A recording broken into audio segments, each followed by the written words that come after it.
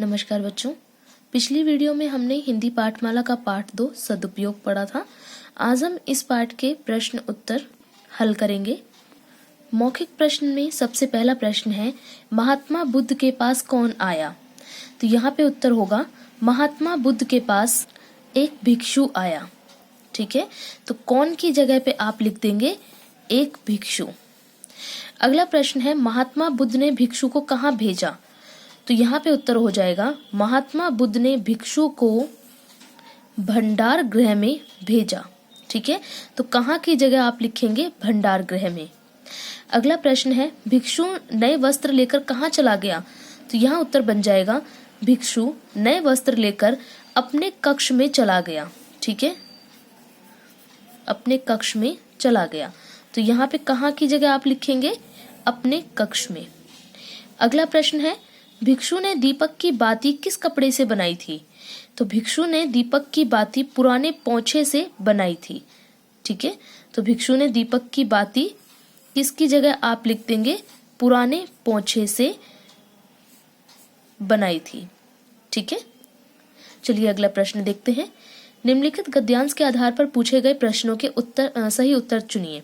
यहाँ पे आपके सामने एक गद्यांश है, इसमें से आपसे कुछ प्रश्न पूछे गए हैं जिनके उत्तर आपको ढूंढ के बताने हैं।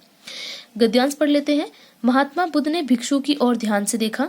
भिक्षु का वस्त्र वास्तव में पहनने लायक नहीं रह गया था। उन्होंने भिक्षु को भंडार गृह से एक नया वस्त्र ले लेने को कहा।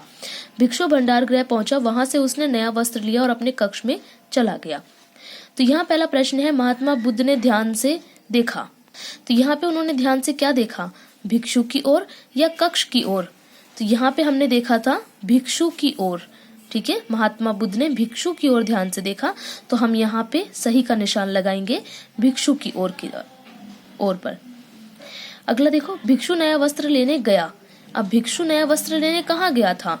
तो यहाँ पे हम देखते हैं कि उन्होंने भिक्षु को भंडार गृह से नया वस्त्र ले लेने को कहा, यानी कि वो भंडार गृह की तरफ गया। तो यहाँ पे हम भंडार गृह और रसोई गृह में से हम यहाँ पे भंडार गृह पे सही का निशान लगाएंगे। चलिए अगला प्रश्न देख लेते हैं। नया वस्त्र लेकर भिक्षु चला गया। नया वस्त्र लेकर भिक्षु कहाँ गया? आश्रम से बाहर या अपने कक्ष में? तो पीछे जो हमने गद्यांश पढ़ा था उसमें हमें पता चला था अपने कक्ष में। ठीक है, तो अपने कक्ष में पर हम सही का निशान लगा देंगे। चलिए आगे के प्रश्न देखते हैं। आगे है लिखित प्रश्न उत्तर।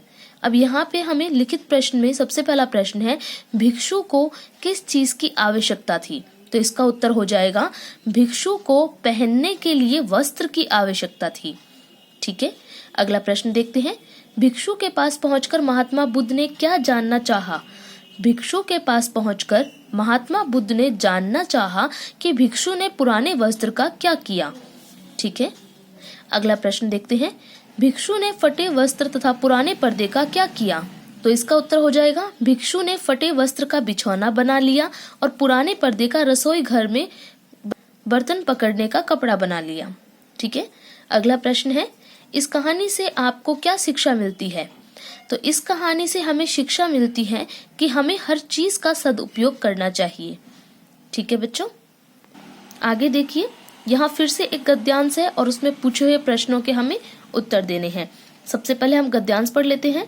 एक बार की बात है, महात्मा बुद्ध अपने आश्रम में बैठे थे। उनके पास उनका एक भिक्षु आया और हाथ जोड़कर उन्हें नमन किया। महात्मा बुद्ध ने भिक्षु को आशीर्वाद दिया और उसके आने का प्रयोजन पूछा। महात्मा बुद्ध कहाँ बैठे थे? तो हमें यहाँ पे देखने को मिला महात्मा बुद्ध अपने आश्रम में बैठे थे। ठीक है, दूसरा है, महात्मा बुद्ध के पास कौन आया? उनके पास उनका एक भिक्षु। कौन आया? वहां पे एक भिक्षु आया। महात्मा बुद्ध ने भिक्षु से क्या पूछा?